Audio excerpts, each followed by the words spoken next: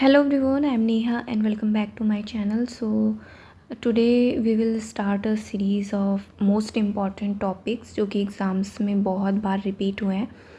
तो आज हम सबसे पहला टॉपिक डिस्कस करेंगे MPC 001 का क्रिएटिविटी. अगर आपने प्रीवियस ईयर के क्वेश्चंस पेपर देखे होंगे तो आपने देखा होगा कि क्रिएटिविटी टॉपिक जो है ये मोस्टेस्ट इम्पॉर्टेंट है और हर बार एग्ज़ाम में रिपीट हुआ है. ठीक है, तो इसीलिए ये टॉपिक जो है वो बहुत बहुत इम्पॉर्टेंट है. अगर आप इग्नू स्टूडेंट हैं और एग्ज़ाम के प्रिपरेशन कर रहे हैं फर्स्ट ईयर में तो ये टॉपिक आपके लिए मोस्ट इम्पॉर्टेंट है. आप इसको ज़रूर प्रिपेयर कर लेना. ठीक है, सो वीडियो आपके लिए हेल्पफुल हो तो प्लीज़ लाइक कर देना, अपने फ्रेंड्स के साथ बैचमेट्स के साथ शेयर कर देना और मेरे चैनल पे नए हैं तो प्लीज़ मेरे चैनल को भी सब्सक्राइब कर देना for more videos.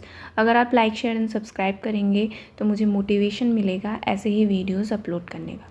So let's begin the topic. तो सबसे पहले हम ये जानते हैं कि व्हाट इज़ क्रिएटिविटी. क्रिएटिविटी होती क्या है.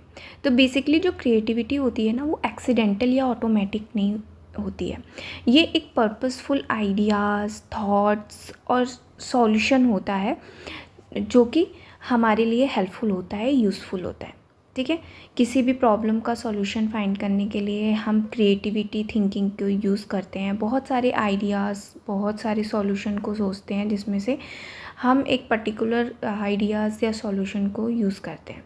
ठीक है, और अगर क्रिएटिविटी की और बात करें तो जो फिजिक्स में लॉज ऑफ थर्मोडायनामिक्स हैं, लॉ ऑफ मोशन है, द थ्योरी ऑफ रिलेटिविटी है, ये कुछ ऐसे आइडियाज़ हैं या आप कह सकते हो क्रिएटिविटी हैं जो कभी भी किसी ने सोचा नहीं था कि ये सारे थ्योरीज़, लॉ जो ह्यूमन सिविलाइजेशन को भी चेंज कर सकते हैं. ठीक है, तो ये एक बहुत ही हाई लेवल की क्रिएटिविटी कहलाती है. ठीक है, आई होप ये पॉइंट्स आपको क्लियर हो गए होंगे. अब कुछ ये जो डायग्राम है ना कुछ इस तरीके से आप इसको एक्सप्लेन भी कर सकते हो जिससे कि आप मार्क्स जो है अच्छे मार्क्स को स्कोर कर सकते हो. ठीक है, तो ये हो गया व्हाट इज़ क्रिएटिविटी. अब नेक्स्ट पॉइंट पे आते हैं aspects of creativity. So Guilford ने 1956 में कुछ एस्पेक्ट्स दिए थे. उन्होंने अपने एस्पेक्ट्स को डाइवर्जेंट थिंकिंग मॉडल के थ्रू एक्सप्लेन किया था. अब डाइवर्जेंट थिंकिंग मॉडल क्या होता है. डाइवर्जेंट मतलब कि मैनी आइडियाज़. ठीक है, एक प्रॉब्लम का बहुत सारे आइडियाज़ क्रिएट करना वो हमारा डाइवर्जेंट थिंकिंग होता है. ठीक है, तो इन्होंने 4 पॉइंट्स दिए थे इस मॉडल में. सबसे पहला इन्होंने फ्लुएंसी दिया. फ्लुएंसी में इन्होंने एक्सप्लेन किया कि ability to generate many ideas. ठीक है, हमारे अंदर एबिलिटी होनी चाहिए मैनी आइडियाज़ को, बहुत सारे आइडियाज़ को जनरेट करने की.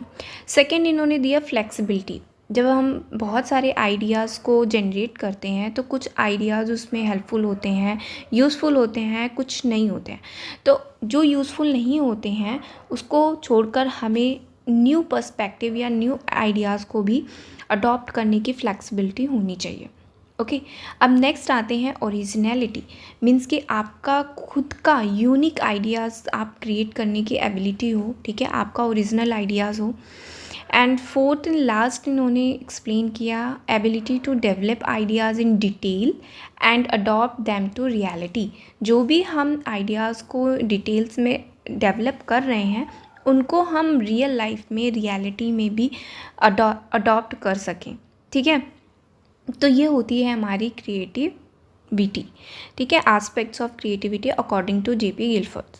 अब इसी को टॉरेंस ने एक्सप्लेन किया था आगे कुछ और पॉइंट्स ऐड करके, फर्दर रिविजन्स करके. उन्होंने इस 4 पॉइंट्स को 6 कॉम्पोनेंट्स के थ्रू या एस्पेक्ट्स के थ्रू एक्सप्लेन किया था, जिसमें फ्लुएंसी मैंने बताया, ability to generate many ideas, flexibility, ability to think in new ways and adopt a new perspective. Originality की बात करें तो the ability to create new unique ideas या original ideas. And elaboration means की ability to develop ideas in detail and adopt them to reality. वहीं पर एब्स्ट्रैक्टनेस of titles की बात करें तो अगर किसी भी, जैसे कि ये टॉरेंस ने जो दिया था ये एक तरीके का टेस्ट था इसके थ्रू मैं आपको एक्सप्लेन करती हूँ कि अगर किसी भी एक्टिविटी को दिया जाए, किसी भी सब्जेक्ट को, मान लीजिए उसको सर्कल दे दिया जाए, अब वो किस तरीके से उस सर्कल को क्रिएटिव बना सकता है और उसको टाइटल दे सकता है, ये हमारा एब्स्ट्रैक्टनेस ऑफ टाइटल होता है। एब्स्ट्रैक्ट टर्म्स जो है वो रिफ़र करता है आइडियाज़ और कॉन्सेप्ट को, जिसका कोई फिजिकल रेफरेंस तो नहीं होता है, बट वो आइडियाज़ और कॉन्सेप्ट हमें शो होते हैं। ठीक है, आप स्क्रीन पर देख सकते हैं कुछ इस तरीके से कि सर्कल को जो लेस क्रिएटिव होगा वो कुछ इस तरीके से डायग्राम को बनाएगा, और जो मोर क्रिएटिव होगा वो ग्लोब की तरह उस सर्कल को देखेगा। ठीक है, तो ये एक सर्कल से आप क्रिएटिविटी को कितना एनहेंस कर सकते हो, कितना शो कर सकते हो, ठीक है, कितना जनरेट कर सकते हो, ये हमारे एब्स्ट्रैक्टनेस ऑफ टाइटल्स होते हैं। वहीं पर रेसिस्टेंस ऑफ प्रीमेच्योर की बात करें तो रेसिस्टेंस ऑफ प्रीमेच्योर वो है जो एक एबिलिटी है जो हमें ओपन माइंडेड और एक्सप्लोर करने में मल्टीपल पॉसिबिलिटीज़ को में हेल्प करती है before settling on a title. ठीक है, जो टाइटल्स हम लोग सेटल करेंगे उससे पहले हमें बहुत ओपन माइंडेड और एक्सप्लोर करके मल्टीपल पॉसिबिलिटीज़ को देखना होगा, तभी तो हम एक सर्कल से एक ग्लोब को क्रिएट कर पाएंगे। ठीक है, तो आई होप ये एस्पेक्ट्स आपको क्लियर हो गए होंगे। अब नेक्स्ट पॉइंट पे आते हैं जो कि बहुत ही ज़्यादा इम्पॉर्टेंट है। तो अब आते हैं प्रोसेस ऑफ क्रिएटिविटी। तो प्रोसेस ऑफ क्रिएटिविटी जो है वो ग्रैहम वॉल्स ने 1926 में दिया था। ठीक है, ये 6 है। इसमें सबसे पहला स्टेज हुआ था प्रिपरेशन स्टेज। और प्रिपरेशन स्टेज हम कॉन्शियस प्रोसेस के थ्रू करते हैं। हम यहाँ पर अटेम्प्ट टू सॉल्व, मतलब कि हम ट्रायल एंड एरर करते हैं, हम ट्राई करते हैं कि हम किसी भी प्रॉब्लम का सॉल्यूशन या कोई न्यू आइडियाज़ को हम फाइंड करने की कोशिश करते हैं। ठीक है, सेकंड है इंक्यूबेशन स्टेज। इंक्यूबेशन स्टेज जो है वो अनकॉन्शियसली होता है। हम इस स्टेज पर मैक्सिमम क्रिएटिव थिंकिंग को जनरेट करते हैं। ठीक है, ओके। इल्यूमिनेशन स्टेज क्या होती है? थर्ड स्टेज है। इल्यूमिनेशन स्टेज को आहा मोमेंट या इनसाइट भी कहते हैं, जो कि अनकॉन्शियस होता है। दैट मीन्स कि आहा मोमेंट मतलब कि सडन कोई आइडियाज़ आ जाना। आपने कोहलबर्ग का जो एक्सपेरिमेंट देखा होगा, चिंपैंजी के ऊपर उन्होंने किया था।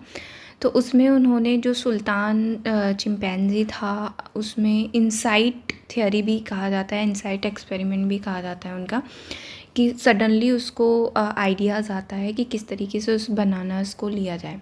ठीक है, तो ये इल्यूमिनेशन स्टेज होती है जहाँ पे हम आहा मोमेंट या इंसाइट को यूज़ करते हैं।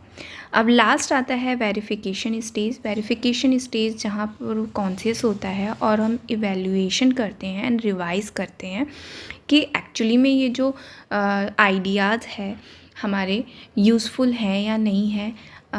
तो इसके बेसिस पे हम उस आइडियाज़ को, उस क्रिएटिविटी को यूज़ करते हैं। Okay, so in simple language मैंने ट्राई किया है कि आपको ये टॉपिक समझ में आ जाए। ये पार्ट 1 है, पार्ट 2 भी आएगा इसी का, मीन्स क्रिएटिविटी थ्योरी का, जिसमें इन्वेस्टमेंट थ्योरी ऑफ क्रिएटिविटी और 1-2 टॉपिक और हैं जो काफ़ी रिपीट हुए हैं क्रिएटिविटी के। मैं चाहती हूँ कि आप अच्छे से अच्छे मार्क्स स्कोर कर पाएँ इग्नू से। सो अगर वीडियो आपके लिए हेल्पफुल हो तो please like, share and subscribe. Next video में मिलते हैं न्यू टॉपिक के साथ। तब तक मेरी वीडियोस को देखते रहिए, पढ़ते रहिए, हैप्पी रहिए। Thanks for watching, bye bye.